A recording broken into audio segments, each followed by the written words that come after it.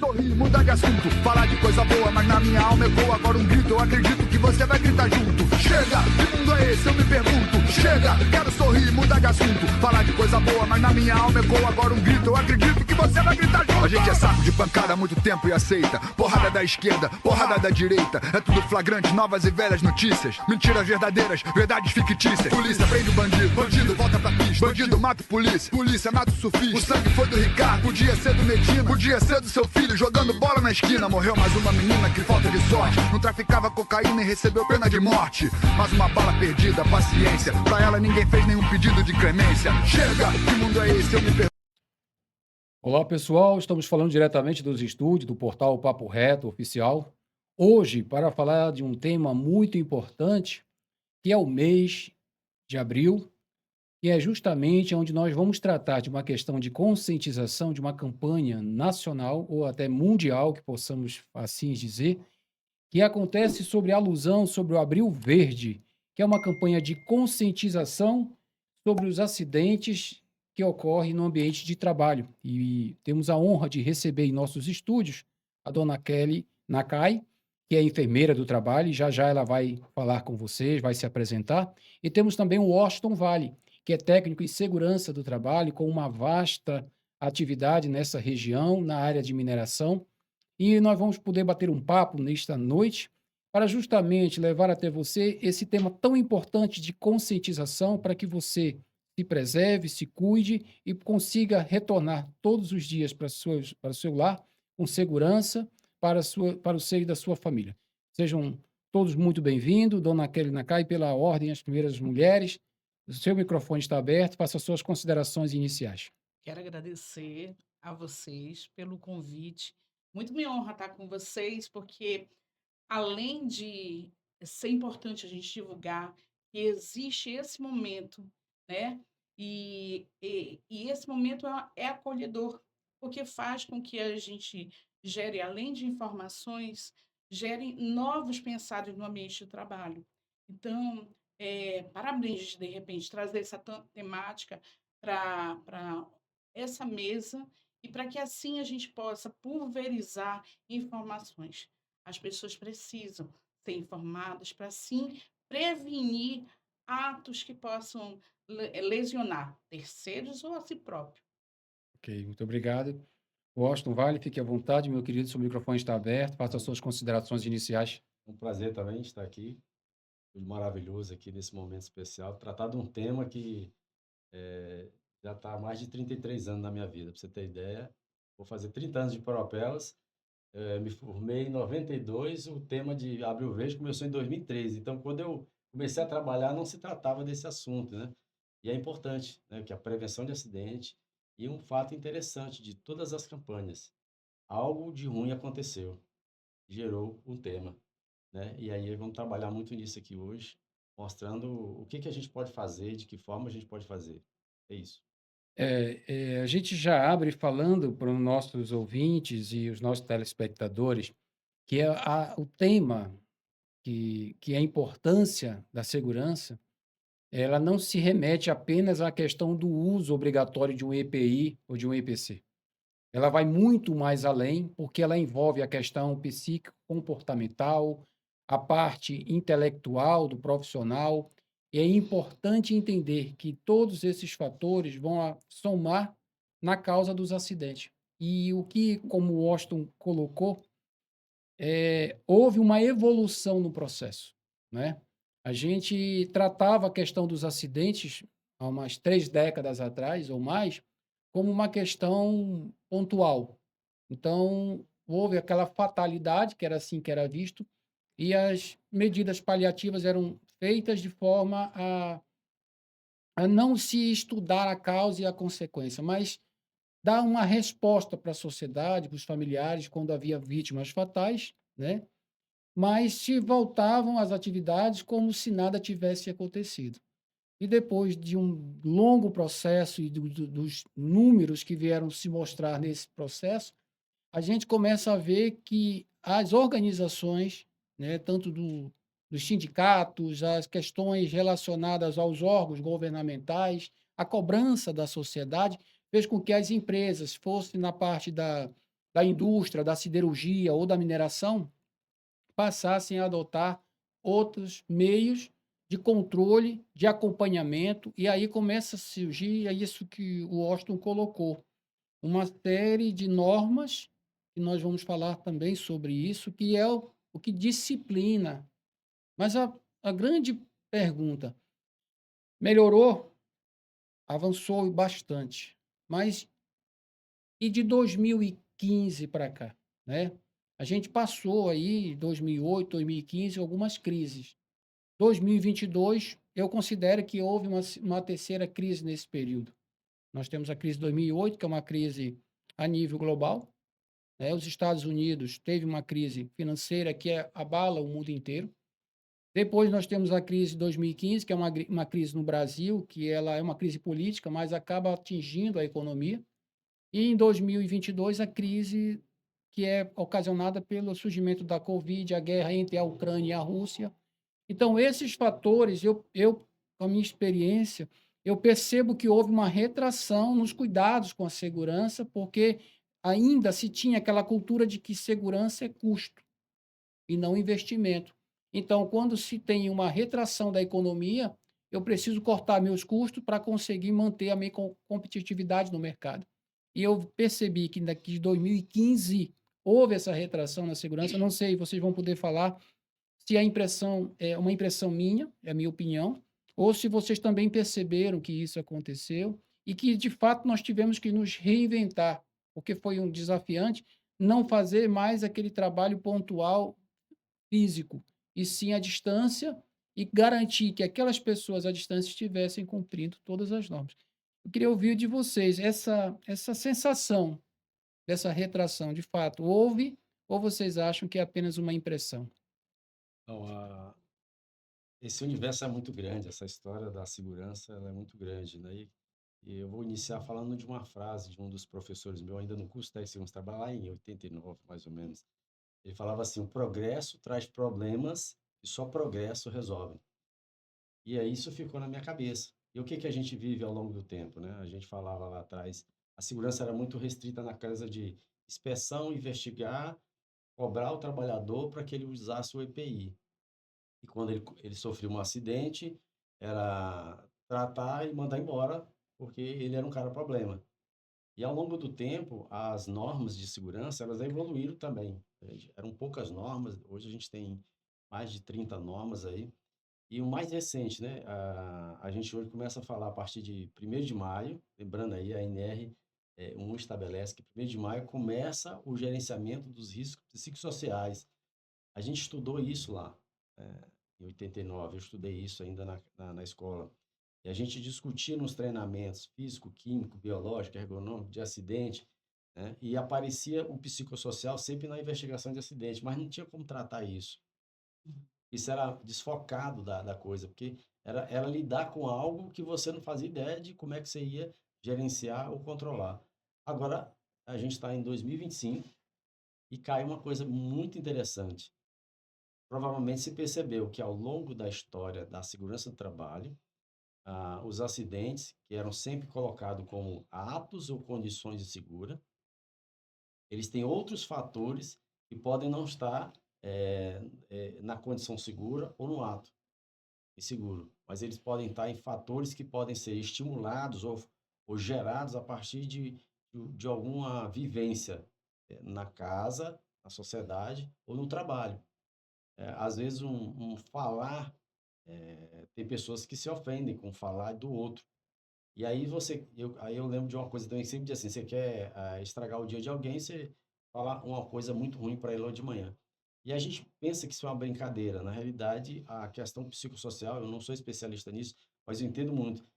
Vai ser um desafio muito grande para as organizações, como é que elas vão trabalhar a identificação, o controle e o gerenciamento disso, porque a norma estabelece que tem que ser feito isso. Ela não fala, não tem como você eliminar riscos. Isso a gente estudou lá atrás, falava: vamos acabar com os riscos. Não tem como. A gente gerencia risco, mas para a gente gerenciar tem que identificar, tem que monitorar isso.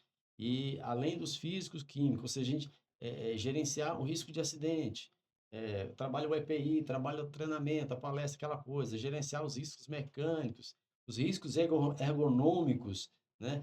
Mas agora eu vou ter um desafio, né? Gerenciar os riscos psicossociais, que é aqueles que podem gerar doença mental na Sim. pessoa. E você não faz ideia, né? Hoje eu estou no serviço público.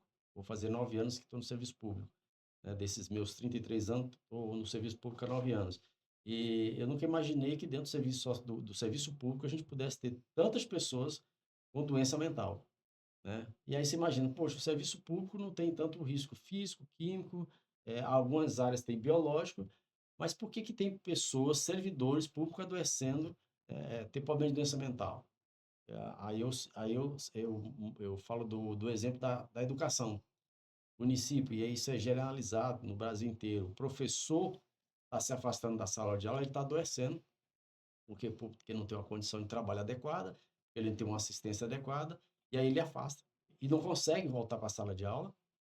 E aí o outro que assume o lugar dele termina também adoecendo. Então, como diz aí os especialistas em estatística, né? Seria 3 para 1, mas na realidade para cada cinco professor doentes, 6, né? Para cada 5, 6, mais ou menos isso. É uma estatística que, mesmo dizendo que 3 para 1 ou 4 para 1, o número de professores é muito maior do que o que as estatísticas mostram.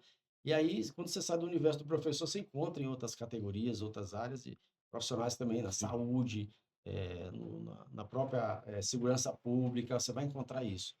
E quando você vai para a iniciativa privada, e aí imagina o seguinte, uma área de mineração que tem tanto uma empresa multinacional como um universo gigante de empregados e contratadas, que estava com suas normativas e regulamentos de requisitos de risco e controles e treinamento, aquela coisa todinha, e tudo isso não é eficiente no sentido de controlar a possibilidade de alguém sofrer um acidente, de controlar a possibilidade de alguém ter uma fatalidade. E agora, como é que nós vamos fazer? Né? Então, assim, a norma está trazendo esse desafio e eu não vejo um movimento por parte de nós profissionais da saúde e segurança no sentido de sentarmos e discutirmos como é que nós vamos tratar isso. Porque lá no passado, quando surgiu o Abril Verde, né, no ano de 2003, ele foi resultado de um acidente que aconteceu nos Estados Unidos, que deram lá mortes fatais. Por isso que eu disse no início, as campanhas, as ações de correção de risco, elas estão muito ligadas a um evento muito ruim que aconteceu, né? Algo aconteceu de ruim e agora se tem uma campanha, como se fosse uma forma de dizer assim, não, agora a gente vai resolver isso.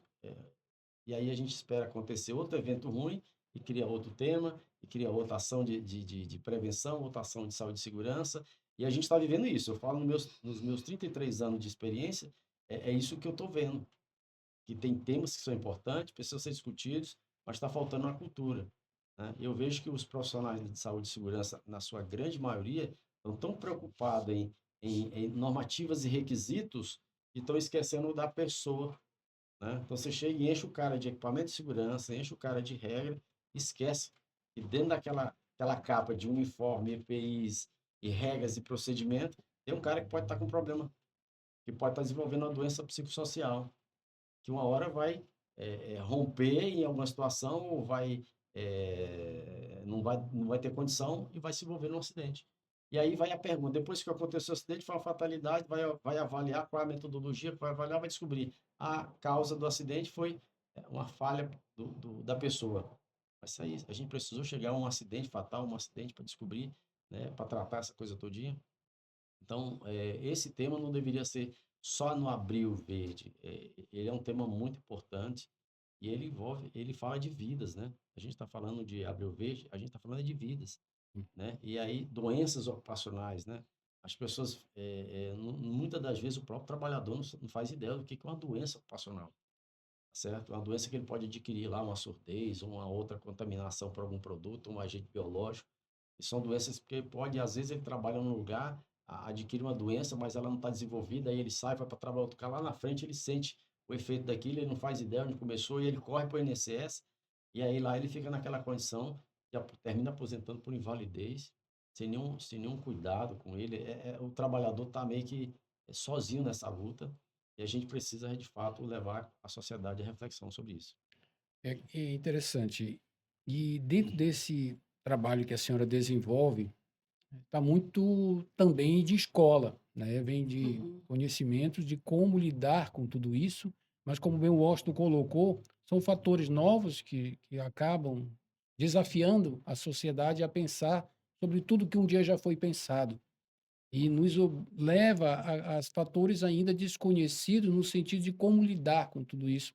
Como é que o seu trabalho tem ajudado dentro dessas questões que nós temos colocado aqui nesse início de bate-papo, de forma que a gente possa trazer para a sociedade com mais clareza, né? Tirando um pouco daquele peso de colocar a questão muito técnica, mas trazer para uma fala mais comum que a gente consiga traduzir isso e entender. E, mais importante, colocar em prática.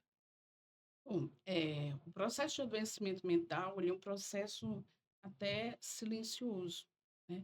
A gente pouco consegue definir, quando ele se instala, mas ele se instala e às vezes passa anos cronificando com a gente até que haja a propulsão, a explosão, né?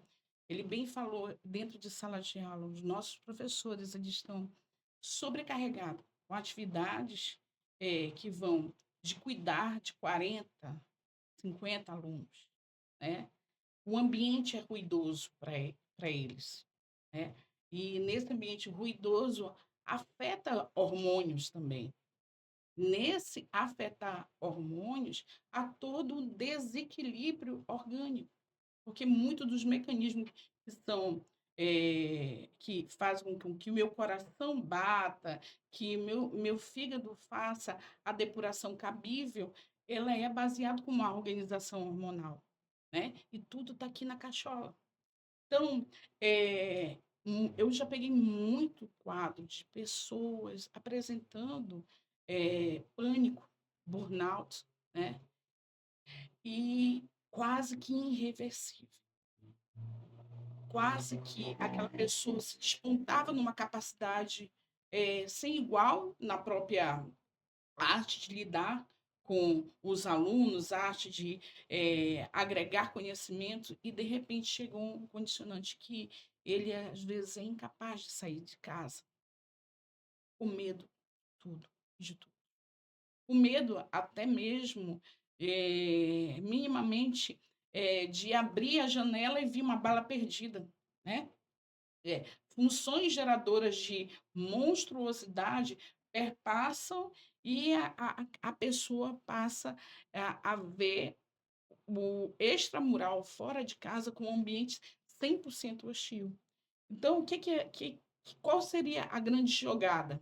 A gente começar a trabalhar terapias também de grupo, Uhum. porque às vezes o meu sofrer é similar à origem do teu sofrer.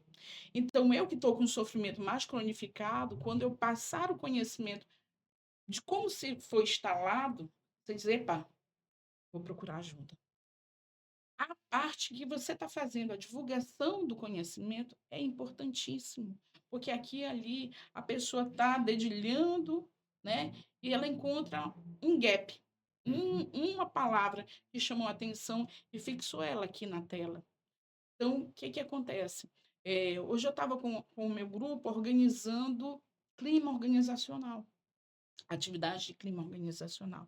A gente fazer eh, pesquisas, como é que está o clima organizacional? Porque às vezes tem muito a ver com influência externa, que é a influência do lar, dos meus mecanismos sociais, que aí vão da minha interação com religião, com família, com lazer. E hoje o lazer, para muitos, é dormir o sábado, domingo Sim. todinho. Não, isso não é lazer. Isso aí é um condicionante que mostra que teu estado físico está saturando ou a presença de uma pessoa ou a interação com o ambiente. Então, hoje a gente estava falando sobre clima organizacional e uma situação bem pertinente é, é a interação entre nós, da gente comungar e dizer que nós somos seres humanos, nós somos passíveis a muita coisa. O teu problema pode ser o meu problema, e aí a gente tem que abrir essas portas, escancarar essas portas, para poder fazer valer a terapia. que às vezes nem precisa ser medicamentosa. Às vezes o medicamento te dá uma dependência em que se torna o teu pior monstro. A necessidade de repente, disfarçar o teu emocional por conta de um medicamento que hoje, ele é 20 miligramas, aí passa para ser 30 miligramas, 60, e você tem a codependência. Agora surgiu uma dúvida. Isso é algo que a pessoa tem e desencadeia ao longo do tempo? Isso é algo que ele adquire numa atividade, como a gente estava falando de trabalho? Ou isso é um pós-trauma? Ou ele sofreu algum trauma dentro de uma atividade, de algo que ele passou, uma experiência? Da onde é que surge esse fator que nós estamos conversando aqui?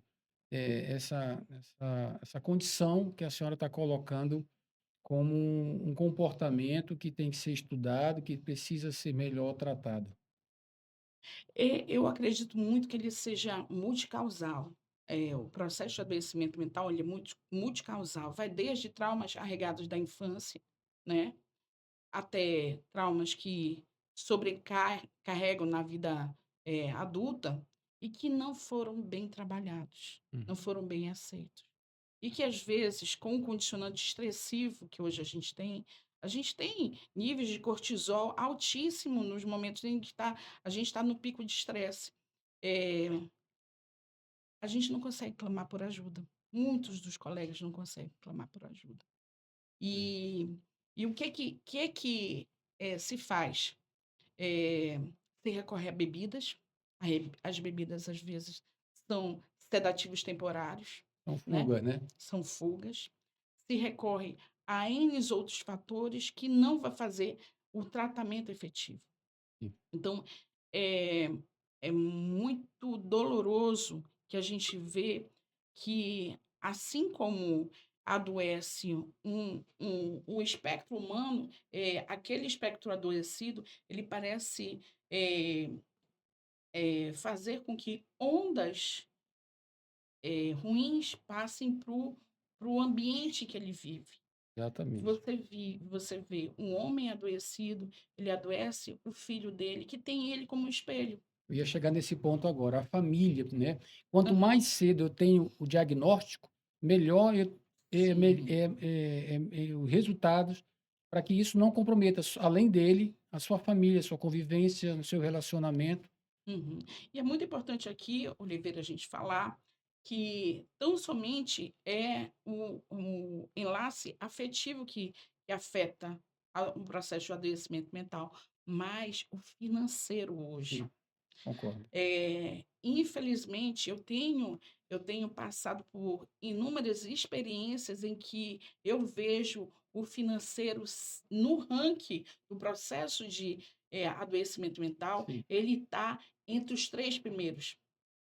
E aí, como fazer com que você, que está hiperendividado, você venha para uma mesa de uma consultoria e trabalhe, o abrir da tua caixa financeira e saber que você, este mês, vai ter que suprimir o que tu gosta para poder corrigir uma situação contábil, né. Então, a gente tem que trabalhar quando a gente trabalha em processo de adoecimento mental, a gente tem que trabalhar várias vertentes. E, infelizmente, eh, o ceifar contra a vida, nisso, né? E a gente fala sobre o Abril Verde, mas a gente não pode deixar de falar. É uma medida desesperadora. sim. Ninguém quer iniciar fazendo cortes, iniciar fazendo, se dopando com uma medicação, ninguém quer. Mas, às vezes, o processo de adoecimento, o cérebro adoecido, ele reseta a possibilidade de sobrevivência, porque nós temos um desejo singular dentro de toda a raça humana, e aí eu coloco todos os animais, de querer sobreviver. E quando o cérebro está adoecido, ele começa a atentar contra a própria alma e contra o próprio físico, né? A gente sabe quando o cachorrinho está adoecido que ele se posta no canto. ser humano também, ele tem um isolamento Se social, retrai. ele se retrai. E a perspectiva de futuro é praticamente inexistente. E aí tem a questão, né, de não identificar, não se reconhecer, não saber como buscar a solução, se retrair porque não consegue falar sobre isso. Agora, o Washington colocou uma questão que também me deixa curioso. A gente sabe que na vida pública é bem diferente da vida privada. Uhum. Você vem de uma iniciativa privada, como você pontuou, e entra na vida pública. E como é que é esse choque daquilo que você fazia com naturalidade, dentro de uma rotina, e ter que trabalhar com seus colegas ou criar trabalhar dentro de uma repartição onde você tem a sua visão, que a gente entende que acaba que a iniciativa privada externa mais isso, trabalha com mais informações de uma maneira mais, digamos, mais próxima da realidade. E na vida pública, cada um está vivendo a sua vida, a sua rotina, e não tem essa preocupação. E você chega com toda essa visão. Como é que foi esse primeiro contato teu nessa transição aí? Foi quase traumático, entendeu? Porque nós, profissionais da saúde e segurança do trabalho, nós somos formados para lidar com a iniciativa privada, CLT, normas de saúde e segurança, requisitos legais. Na iniciativa pública não tem isso. Isso não se aplica lá.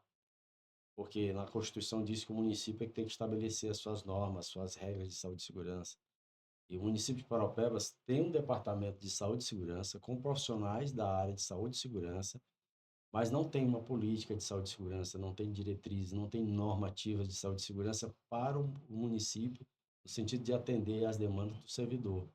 Então, o único tema que hoje, esse tempo todinho, se discute dentro do município de Paropebas é o decreto 141 do tempo da ABEL, que fala de insalubridade, periculosidade e penosidade.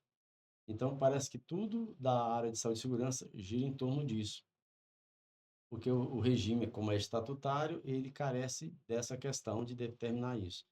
E aproveitando a oportunidade, através do Sincepar, a gente protocolou, em mesa específica, junto à Prefeitura de Paropebas, a sugestão de criação de um comitê de saúde e segurança para discutir e estabelecer política de saúde e segurança e estabelecer também as diretrizes. Então, no primeiro momento, vai estar sendo criado a Comissão de Saúde e Segurança, com representantes das secretarias e do Departamento de Saúde e Segurança da Prefeitura, e o Sincepar vai estar lá junto na discussão, contribuindo na construção disso. Mas, de fato, até hoje, a gente tenta pegar toda a expertise de experiência da área nossa ao longo da vida na iniciativa privada e dentro da iniciativa pública a gente coloca esse conhecimento de forma muito, vamos dizer assim, muito pequena. Não porque a gente não queira ou porque acha que a gente não possa. É porque não há um caminho, não há uma diretriz definida. Então, qualquer ação nossa, no sentido de notificar, no sentido de trabalhar alguma especificação, ela barra na inexistência de uma legislação. Então, por exemplo, vamos definir um book de EPIs para os servidores que estão em atividade de risco. Aí isso fica criado, mas isso não evolui, porque o município, por ser o Estado, e ele não ter uma forma de tratar isso, todo o conhecimento que a gente desenvolve dentro da estrutura de saúde e segurança do município, ele fica ali restrito na equipe, né? Ele não sai dali, porque não tem uma forma de sair dali. Uma Então, implementação mais exatamente. abrangente. E a gente tem profissionais muito bem preparados na área de saúde e segurança dentro da prefeitura, né? Os concursados, né? O pessoal que passou, são muito bem preparados, né? A gente teve pessoas, e agora, recentemente, o pessoal que entrou no último concurso para técnico de segurança do trabalho, o pessoal já veio com expertise, experiência, muito bem preparado. A prefeitura ganha muito com isso, mas ela usa muito pouco isso. Ela não está conseguindo aproveitar todo o conhecimento da segurança, da saúde, dentro desse contexto. E o desafio é grande. Gosto. Vocês têm um departamento recente, inclusive a senhora foi a idealizadora, fundadora, como Tá querem aqui, dizer, a culpa da que é Clélia dessa. o DESSO. É assim chamado, né? Sim. O que significa a sigla DESSO? Departamento Especializado em Segurança e Saúde Ocupacional. Certo. Departamento Especializado em Engenharia e Segurança. Isso já é uma ação recente. Tem o quê? Uns 4 anos? Ele é de Não, 2013, né? iniciou em 2013 a construção. A construção, né? só que a efetividade, legalidade de conjuntura do departamento foi em 2015, por aí, que houve também a criação dos cargos, porque Hum. doravante a gente não tinha E dentro da é um ato do estrutura. executivo ou precisa passar pela Câmara? Tem alguma regulamentação? Teve que passar pela Teve. Câmara. Teve, porque legitimou a criação dos cargos, a progressão deles, né? A criação dessa estrutura dentro de uma coordenadoria, né? E aí teve que realmente passar sob o aval Ou seja, da Câmara. anterior a ele, cada secretaria tinha sua própria normatização, que criava o seu regulamento interno, e eu vejo que o Décio, ele avança no aspecto de centralizar e mostrar, olha, tem vamos fazer uma ruptura, não seria talvez essa palavra romper, mas fazer com que todas as secretarias, a administração pública, através da Secretaria de Administração, Hum, tivesse essa responsabilidade de gerir, de fazer com que ele partisse dele, fosse o carro-chefe de fazer com que todas as outras secretarias ou servidores públicos, né, que tivessem, através de vínculo, através de concursos públicos, ou até mesmo os PSS e os outros meios, mas que tivessem essa di- eh, di- direção, fosse feito mais ou menos dessa forma. É isso ou eu estou me é, colocando? Na realidade, quando aconteceu os primeiros concursos de pós 2010 e tudo, houve a necessidade de fazer um, eh, os exames admissionais. Uhum. Então, naquele interim foi contratado uma empresa X, ele fez os admissionais, né? Constatou-se que esse contrato poderia ser um pouquinho mais adiante, aí fez o PCMSO e o PPRA. Só que a aplicabilidade dele não foi, houve quebra de contrato, né, dessa empresa contratada pela prefeitura até então, né? Ela não foi adiante. E aí surgiu dentro dos próprios sindicatos, dentro dos próprios servidores efetivos, a necessidade de continuar o processo avaliativo da própria saúde, Sim. né? Tem os exames periódicos, né?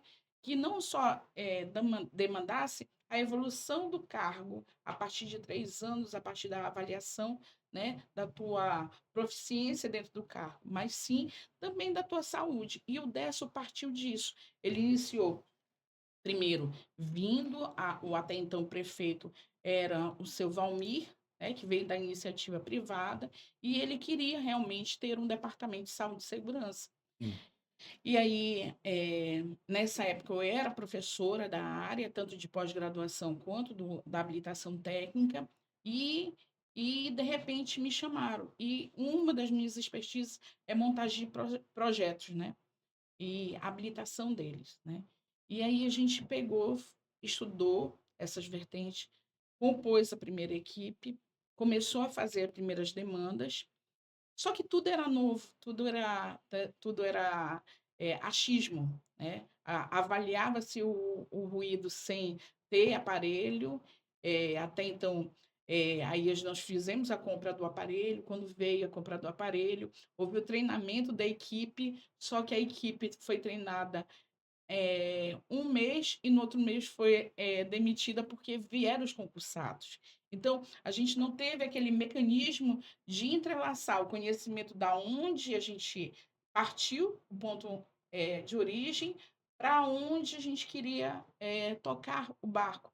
Mas hoje, o pessoal concursado que hoje está, eles fazem um trabalho com excelência, né? Mas realmente, quando o Washington fala, falta dispositivos legais baseados na INR, baseado em atualizações eh, eh, locais, né, para que assim possa dar ferramentas para aplicabilidade, Sim.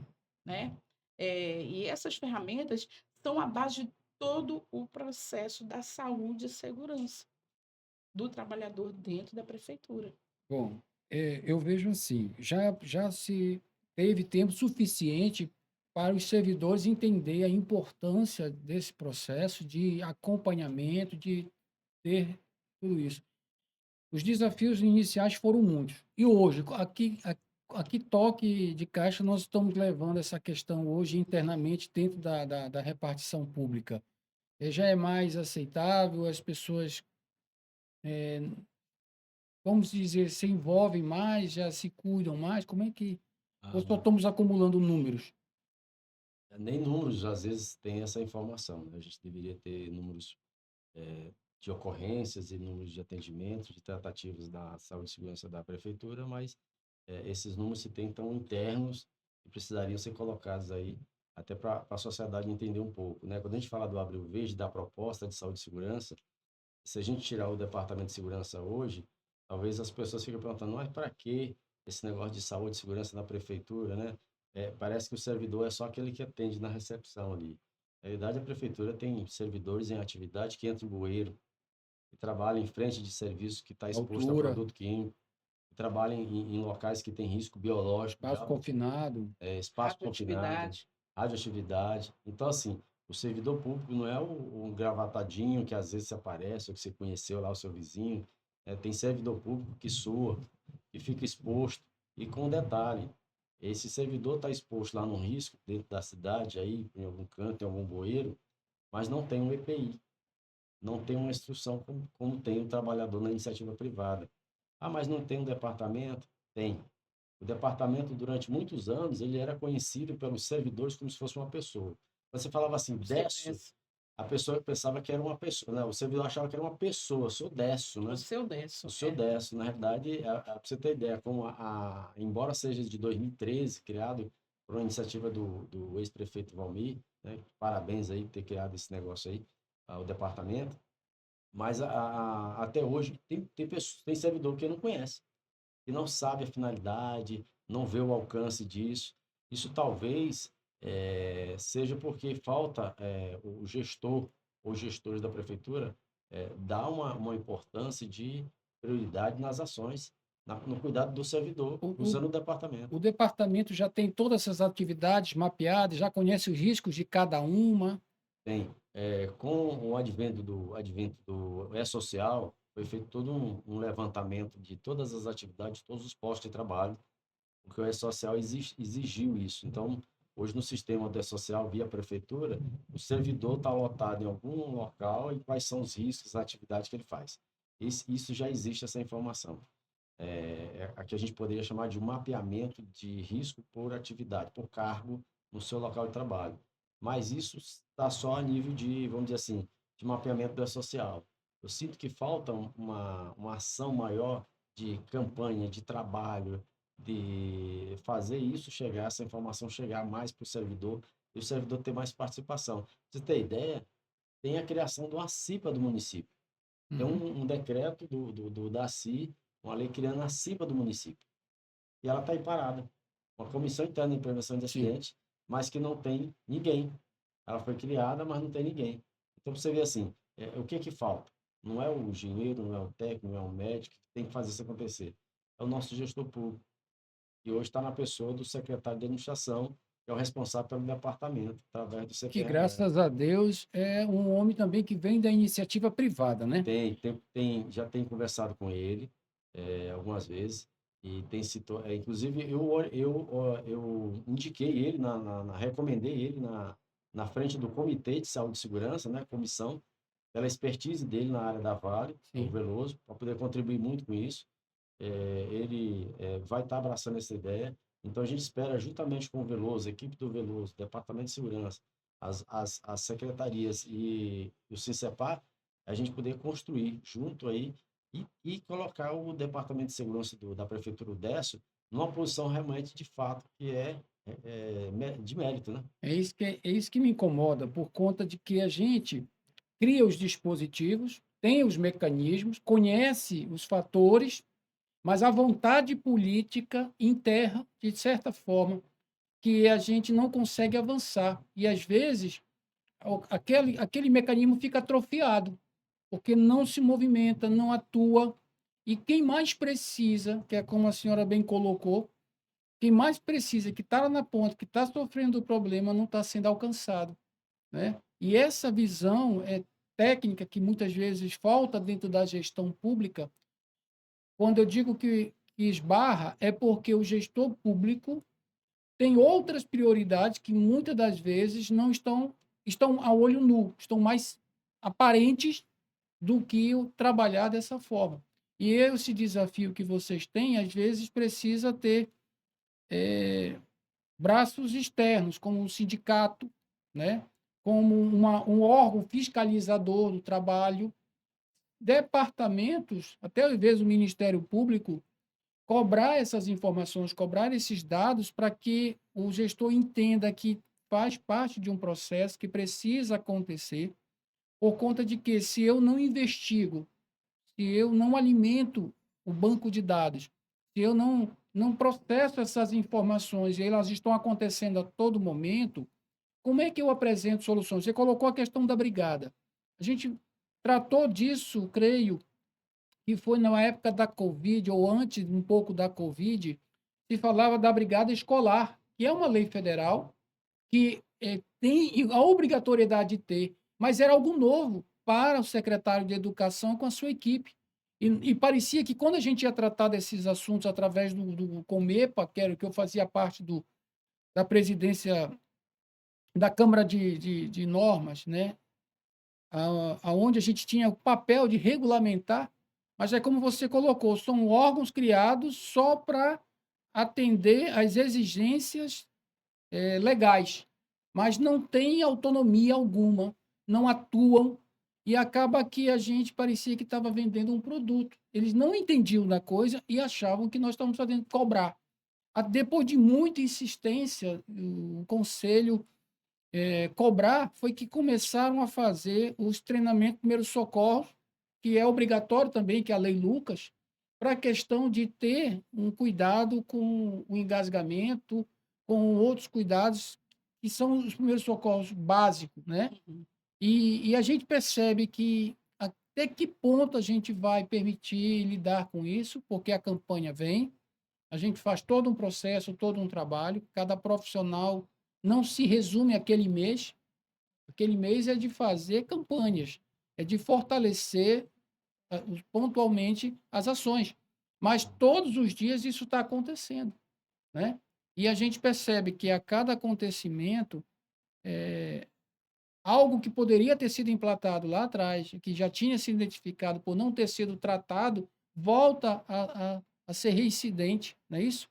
E aí, o que a gente entende, o que que falta na visão de vocês hoje? Qual a cultura que tem que mudar? O que tem que acontecer para que, de fato, o essa segurança tão desejada e tão discutida passe a fazer parte e seja efetiva, né? A meu ver, vou lembrar do incêndio no prédio da prefeitura.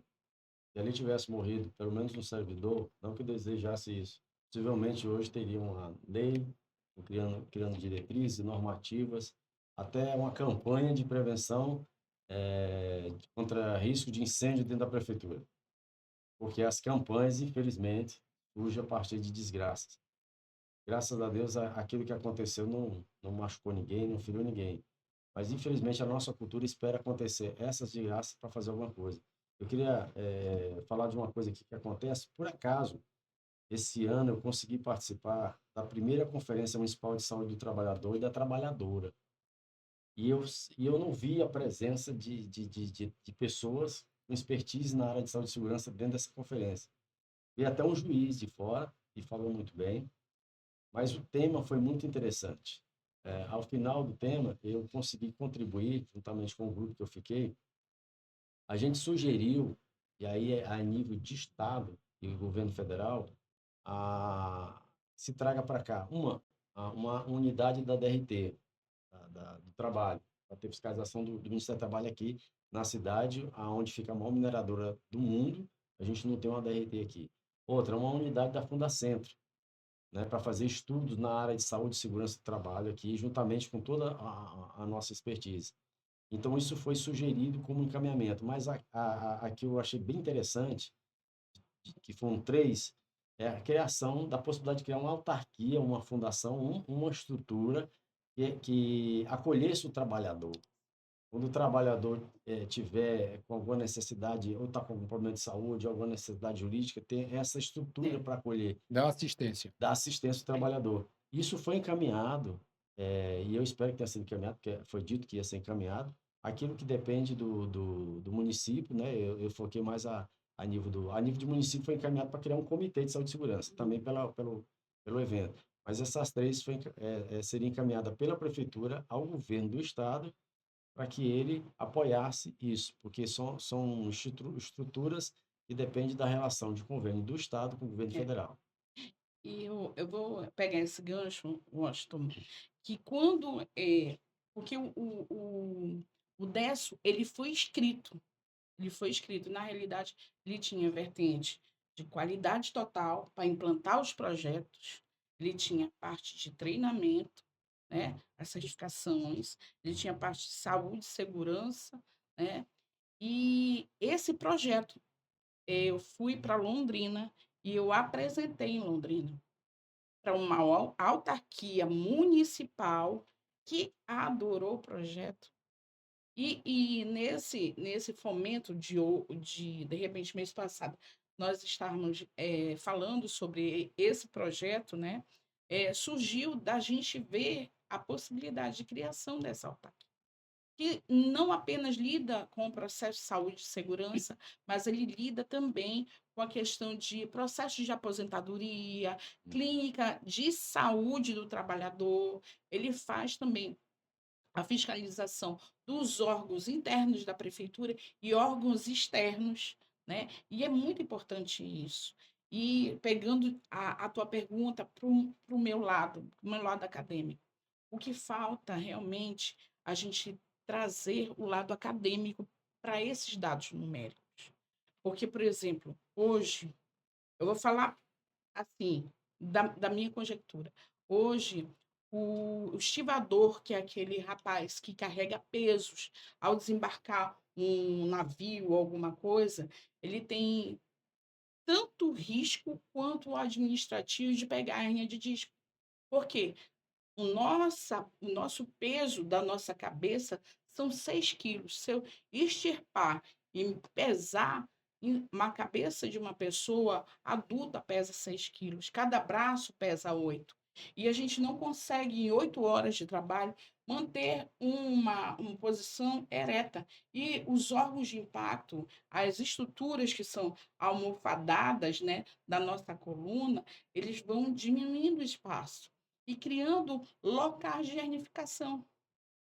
E nisso eu tenho toda uma base de estudo legal para poder dizer, olha, tanto período de descanso, alongamento, instituir essas pausas entre jornadas para justamente fazer as medidas protetivas.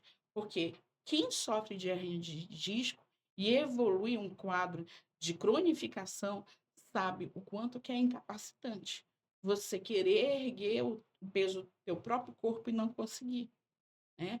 Então, eu acredito muito. O que falta hoje para o prospecto para dar certo saúde e segurança é a entrada dos estudos em linha acadêmica, da gente quantificar Sim. dados. Porque hoje a gente tem muitos dados e não são trabalhados esses dados em uma única planificação. E aí eu vou pegar esse seu gancho também e falar um pouco da minha experiência da prática na iniciativa privada. Eu tive 2 oportunidades de passar pela instituição pública. Tive a oportunidade de estar no governo do seu Valmir, 10 primeiros meses, e acompanhar, e eu lamento muito isso que o Washington colocou, do prédio da prefeitura ter pego fogo, mas é deixar claro que aquele prédio já estava todas as autoridades do Nasceu morto. que iria acontecer isso, porque foi uma das preocupações, isso que o Washington colocou. Quando a gente veio da iniciativa privada, a nossa visão era uma visão, vamos chamar de de longo alcance. Uhum. Então, a gente é abrangente. Então, a minha preocupação foi conversar com o síndico da prefeitura e dizer, eu preciso fazer o levantamento. E aí a gente descobriu que o teste hidrostático nunca tinha sido feito das mangueiras, que não havia pressão suficiente para fazer o teste, que não havia água. Isso foi informado. Vimos a parte elétrica e toda a parte elétrica comprometida, porque foi um prédio edificado e depois foi feito várias modificações e ligações irregulares. Então, os gestores todos das pastas foram informados daquela condição. E aí eu, naquela época, levantei a bola. Como é que nós não temos o próprio habite do prédio da prefeitura? O bombeiro não dá. Por que, que o bombeiro não dá? Quando o bombeiro veio, fez todo esse levantamento e falou, Oliveira, não tem. Eu falei, como é que um órgão público quer fiscalizar a sociedade se ele não faz o exercício, o dever de casa, se ele não se adequa, se ele não se organiza? Ele primeiro precisa fazer isso para ir lá.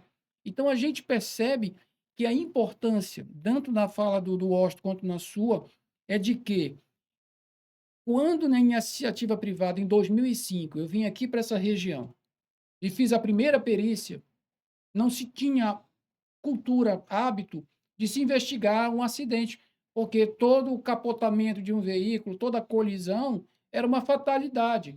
Então, era um fato à parte. Ninguém queria saber se foi aceleração, se foi freio, se foi a barra de direção, apenas foi uma fatalidade. E aí, se houve vítimas fatais ou se não houve, trata, resolve, compra um outro carro, muda, bota pneu novo, eram essas práticas. Em 2005, houve uma investigação e se identificou que a falha estava dentro da montagem dos pneus na oficina da mineradora. E ali os equipamentos que eram utilizados não eram adequados para fazer aquilo. Bom, houve uma mudança. Aquilo ali aí cria-se a cultura. A partir de 2007, um outro acidente envolvendo a mineradora aqui em Carajás, eu estou falando de Canaã primeiro, a de Carajás já houve um ônibus envolvendo vários passageiros, e ali no ônibus, outra investigação, e aí passou a ter essa cultura. Os acidentes de complexidade, de desconhecimento da causa, passam a ser investigados, mas não investigar por investigar. Pontuar a causa, tratar com as ações mais efetivas. E hoje houve uma evolução dentro da área da mineração, onde eu atuo, onde nós fazemos hoje o grafotécnico, a documentoscopia, fazemos a oitiva através de um sistema que é utilizado somente pela Polícia Federal e a Polícia Civil de Brasília, que é um sistema de córnea e voz para poder identificar se está havendo um álibi forjado, um fato que não é correto, né? E a gente tem a parte da geometria da via, que é feito com software através de um drone. Então, a gente vê que houve uma evolução na iniciativa privada para que a gente conseguisse, de fato, cada vez ser mais assertivo nas causas, e aí entra a fala de vocês muito bem. Eu tenho tanto a parte comportamental, que são problemas desencadeados que não tem nada a ver com a atividade, e eu tenho a questão de conhecimento técnico aplicado de forma correta, pontuando qualquer desvio para que eu possa atuar.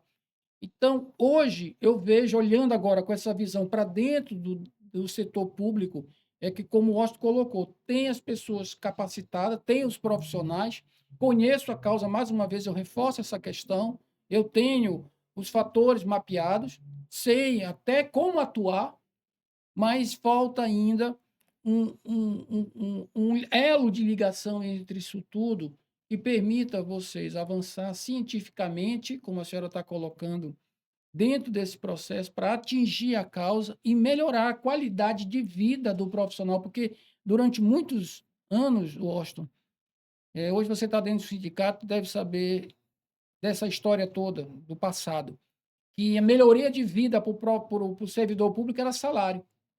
Melhoria de vida era aumentar salário. E hoje a gente sabe que são condições de trabalho, né? Tem uma série de fatores do estudo, de entender a origem, a causa, tudo que contribui, tudo que interfere. E o trabalho de vocês, eu quero aproveitar esse momento, a gente já está chegando no nosso final, mas eu quero aproveitar esse momento para endossar, para validar, para abrir um espaço, para dizer, vamos falar outras vezes, não vamos se restringir no abril verde, não vamos falar isso de forma pontual, mas vamos fazer com que cada servidor entenda a importância disso. É para o próprio bem dele, então ele precisa ir buscar, ele precisa se inteirar, porque a qualidade de vida dele, quando mais tarde se passar, e ele não vai ter essa qualidade de vida para envelhecer com qualidade. E o trabalho de vocês é fundamental, é importante. Eu não entendo como uma gestão pública ainda não abraça isso tudo e não potencializa, não dá a vocês essa condição de que vocês façam, de fato, um trabalho importante e a gente saia da questão do marketing, de que está tudo bem, de que nós temos o departamento, de que nós temos profissionais, de que nós temos os programas todos bonitinhos, tudo na contratação está acontecendo, mas e os resultados disso, né? Quais são os números reais que eu tenho de quantas pessoas eu alcancei, de quantos mudanças eu provoquei, como é que isso tudo funciona? Porque chega a ser, em dado momento, até desmotivador, que é um fator fundamental, é você se sentir reconhecido, valorizado e continuar fazendo esse trabalho. Então, eu digo isso, eu não vejo o poder público investigar. E só para passar a falar para vocês, eu queria dar uma experiência, contar uma experiência minha da gestão passada, né? Eu tive com o secretário de administração da gestão anterior e levantei uma bola para ele. Eu falei, eu tive a curiosidade de saber qual era o custo do município com relação à manutenção da frota. E aí eu fiquei assustado. O valor altíssimo da frota do município, que atende aos órgãos públicos, em todas as secretarias, com manutenção. Muito carro se danificando, quebrando. Então, aí a gente entendeu que havia uma lacuna, uma deficiência na capacitação, no melhoramento desses profissionais. Só que quando nós partimos para a parte de invalidez ou de afastamento por acidente, a gente viu que os custos eram muito maiores que se a prefeitura tivesse feito um investimento na capacitação, na melhoria, até reduziria os custos com manutenção. Então, falta essa gestão. Não adianta eu dizer que eu tenho uma equipe técnica, quem toma a decisão final, quem dá a última palavra é o político. Porque, infelizmente, se a gente não abrir essa caixa preta, se a gente não falar a verdade num momento tão importante como esse, que é de conscientização contra os acidentes, ficar aqui enxugando gelo e massageando e falando bonito, a gente tem que falar a verdade. Porque quem nos conhece, quem enxerga você, Oscar, quem enxerga a senhora, sabe muito bem, a mim também, da nossa luta, da nossa história, do nosso legado.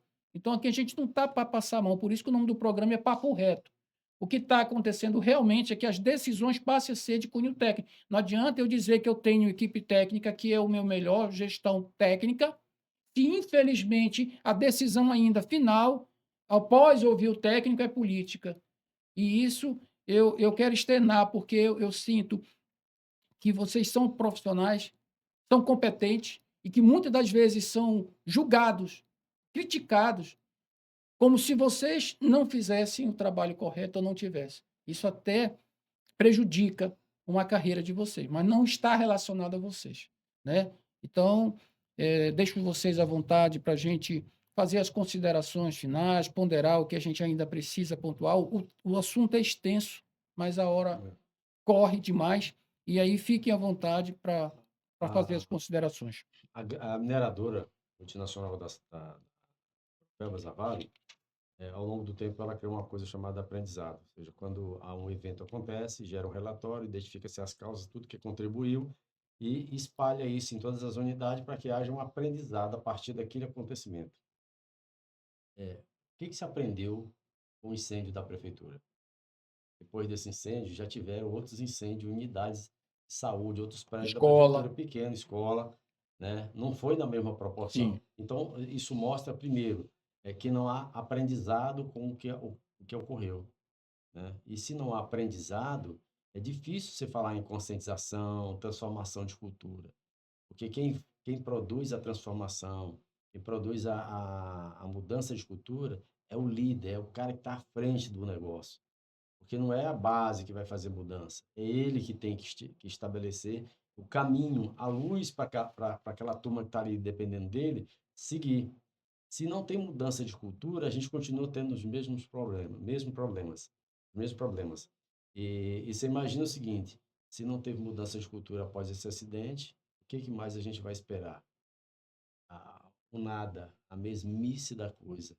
Aí você pode ter o investimento que for numa equipe técnica, pode dizer que fez N treinamento, pode dizer que fez levantamento, que atendeu não sei quantos servidores, que avaliou, fez um monte de encaminhamento do servidor, mas o servidor continua desamparado na parte de saúde e segurança, não pela equipe técnica do DES, mas desamparado pela estrutura de gestão Sim. do município, que vê ao longo do tempo. E aí eu responsabilizo aqueles que já foram e aqueles que chegaram e até agora não fizeram nada e nem sinalizaram alguma coisa no sentido de vamos fazer alguma coisa, tá certo? Respeito todo mundo, mas o papo é reto. E o papo reto me diz o seguinte: se nós pagamos, a prefeitura paga lá adicional de salubridade e periculosidade para o servidor, o estatuto diz que todo mundo que recebe adicional de insalubridade precisa ser submetido a exame periódico. E isso não há. Então, como é que você estabelece no Estatuto do Servidor que tem que fazer exame periódico, todo aquele que recebe insalubridade, paga a insalubridade para o cidadão, para o servidor, e não faz o encaminhamento? Isso é uma demanda que está lá, vamos lá, ela está presa lá dentro, isso já foi sinalizado, e eu não falo mais hoje, eu falo mais como sindicato. A gente precisa, de fato, fazer isso despertar, porque quem botou isso lá precisa de legalizar isso em termos de decreto, de lei, Sim. e aí sair com isso, porque se o servidor está exposto à insalubridade, insalubridade é aquilo que vai adoecer ao longo do tempo.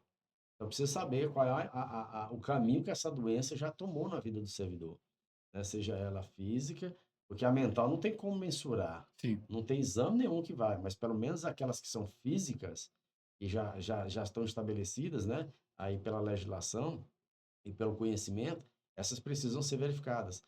E aí o gestor precisa tomar uma decisão nesse sentido, né? E nós, como sindicato, e aí eu digo o seguinte, ao servidor do município, que procura um sindicato. A gente tem sindicato na educação, sindicato na saúde, e tem o Sincepar, que é o sindicato geral do município. Porque às vezes o servidor pode se sentir sem acolhimento, sozinho, mas ele procura o sindicato, a categoria. Entendeu? Procura o sindicato, porque o sindicato tem estrutura de apoio. E o sindicato está cobrando isso. Olha, eu vou só, antes de passar para ela, te dizer uma coisa. Onde não se estabelece, onde não se impõe uma ordem, se estabelece o caos. E tudo na vida tem período. Está na hora de fazer. Se deixar passar esse período de início de gestão e não fizer, não faz mais não. Ah, não.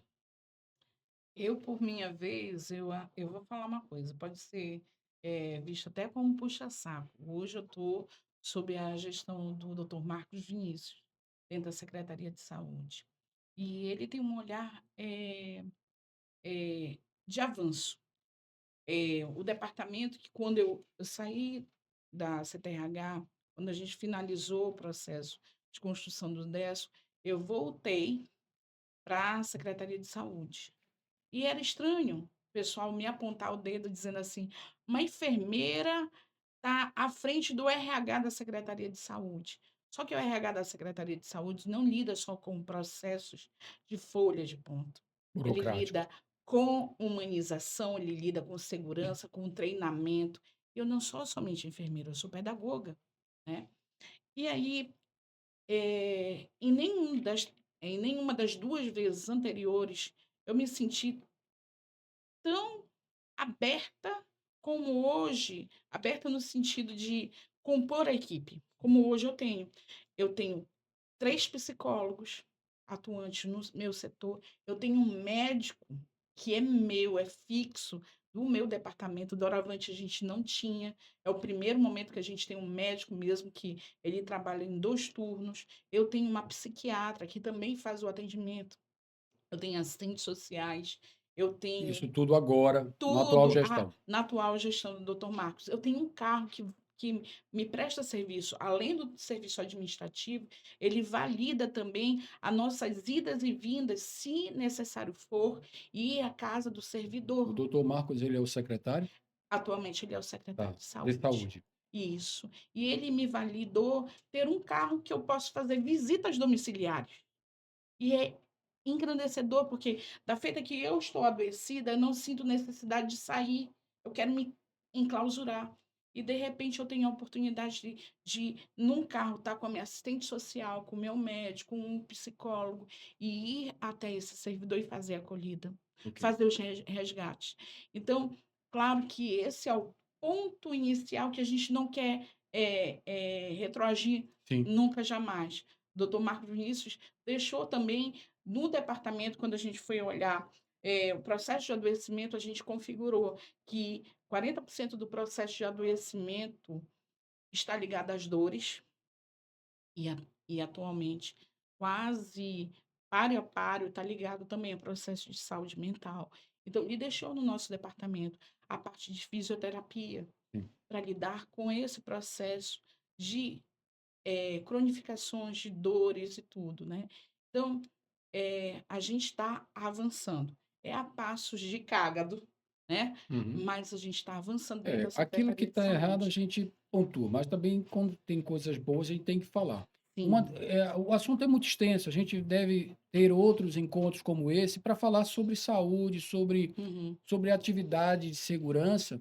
E aí até um outro ponto que eu gostaria de abordar numa outra ocasião é sobre a questão da humanização dessas atividades, Sim. porque se ouve muito falar, já ouve, como o Washington disse, não adianta fazer treinamentos, cursos, porque já houve. E a gente ainda tem um problema crônico que eu espero que o novo secretário trate, como a senhora colocou, dentro desse processo de humanização, que é a questão da violência obstétrica, né? A gente tem ouvido falar muitas histórias, no governo passado foi terrível, crianças morreram, mães morreram, e trato isso como naturalidade, como se fosse está dentro de uma margem, né? Do percentual. Não existe isso, são vidas, e a gente vê que muitas das vezes essa negligência é que gerou a morte, tá? Uhum. Então, a gente deixa isso para uma outra ocasião, vamos Fazer um complemento aqui, fazer interessante que eu me lembrei. a consideração, Uma João. coisa importante que hoje precisa acontecer na prefeitura em matéria de saúde e segurança é a desvinculação, ou seja, separar, espalhar a saúde. Então, o Marco Vinícius, né, fez uma coisa muito importante, trouxe a Kélia para lá, e a saúde, que é quase que uma empresa, com mais de 2.000 servidores, isso é quase uma empresa, tem empresas muito menores na área da Vale, mas a saúde é uma empresa grande. Então, eu defendo sempre dentro do departamento que a saúde, assim como a educação, tenham estruturas independentes. Embora meus colegas do departamento, alguns são contrários, que quer manter centralizado. Mas eu defendo que a solução, o caminho para a gente ter, de fato, uma assistência de saúde e segurança do servidor é essa descentralização.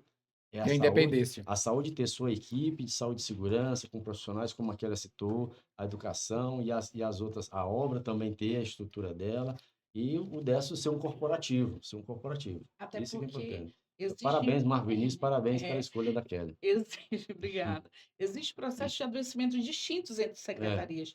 Por exemplo, fonoaudiólogo, para mim, entre aspas, não desmerecendo meus colegas fonoaudiólogos, que eu tanto zelo, mas para nós não seria o ponto focal, mas para educação, educação sim. é Sim. Tem necessário, muitos professores que né? necessitam. É isso aí, pessoal. Agora eu peço que a gente faça considerações finais, pode se Uhum. despedir do nosso público e já deixando aí agendado, a gente vai, num próximo encontro, falar também de outras campanhas que vão vir, aproveitar dentro desse ano todo que nós vamos ter aí, né? Vão vir várias campanhas, vai iniciar agora em maio o Maio Amarelo, né? Uhum. E aí vem as outras campanhas, mas gostaria que a senhora fizesse suas considerações finais agora, se despedindo do nosso público. Novamente, a gente agradece a oportunidade de estar aqui, né? Informação, nada deve ser restrito a uma pessoa, e sim a gente deve se tornar mecanismo de pulverizar, né? Até eu até digo assim, a gente deve se manter um pouco infantilizado em alguns padrões nossos. A criança, quando ela nasce como se fosse uma esponjinha. Ela absorve tudo. Então, o conhecimento, ele deve ser integrado como se fosse uma esponja. Nós estamos. É a única coisa que efetivamente não morre dentro da gente, é a oportunidade de abertura de conhecimento. Então, Ok. aqui, que se faça novas modalidades de podcast, de conversa sobre saúde e segurança, tá? E que aqui eu até lanço, né?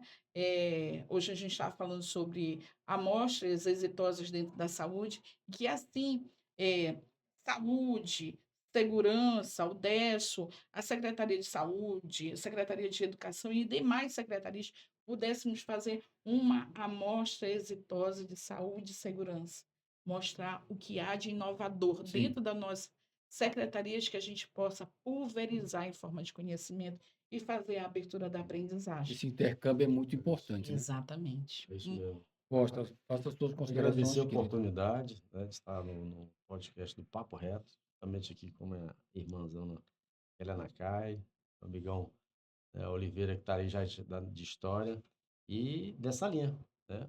Oliveira, vamos daqui mais um dia trazer de novo os temas, tem muitos temas Sim. interessantes, a partir de 1º de maio a gente começa a doença mental, essa aí já está dentro do PGR a partir de 1º de maio, mas tem outras diretrizes, outras orientações que a gente pode estar discutindo e até orientando aí a comunidade, os profissionais, as empresas, como encaminhar e como tratar Perfeito. essas coisas. Estou à disposição. Muito obrigado. É isso aí, pessoal. Nosso objetivo aqui é democrático, é justamente informar a sociedade sobre o que vem acontecendo, mas sempre de maneira pura, simples, sem fake. A gente aqui trata com seriedade, sem pano de fundo. Vocês daí, nós daqui, num papo reto. Até a próxima oportunidade. Muito obrigado.